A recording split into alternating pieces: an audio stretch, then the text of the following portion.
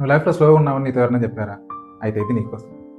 నా చిన్నప్పటి నుంచి నా చుట్టూ ఉన్న వాళ్ళంతా లైఫ్లో చాలా ఫాస్ట్గా పరిగెత్తారు, కానీ నేను మాత్రం స్లోగా నడుస్తున్నట్టుగా వెళ్ళేవాడిని. నాకు ఎప్పుడు క్లాస్లో ఫస్ట్ ఆన్సర్ చేయడం రాదు, కానీ నా చుట్టూ ఉన్న వాళ్ళు మాత్రం which force and motion may be transmitted and modified as a screw and its nut or a lever arranged to turn about a forearm or a pulley about its pivot, etc. Especially a construction more or less complex consisting of a combination of moving parts or simple mechanical elements such as wheels, levers, cams, etc. We good. Perfect. Exams results వస్తే top 5లో కాదు కదా, top 15లో కూడా నా rank ఉండేది కాదు.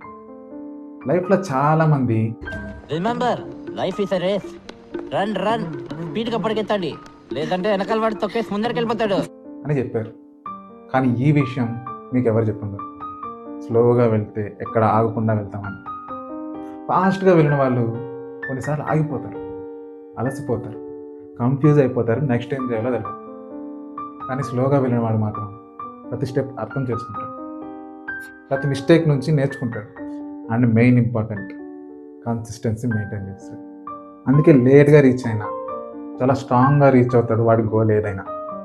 So గుర్తుపెట్టుకోండి, లైఫ్లో స్లోగా ఉండడం ఫెయిల్యూర్ కాదు, అది ఒక ప్రిపరేషన్ ఇంకా స్ట్రాంగ్ అవ్వడానికి. మీరు కూడా స్లో ఉన్నారా? అయితే మీరు స్ట్రాంగ్ అవుతున్నారు.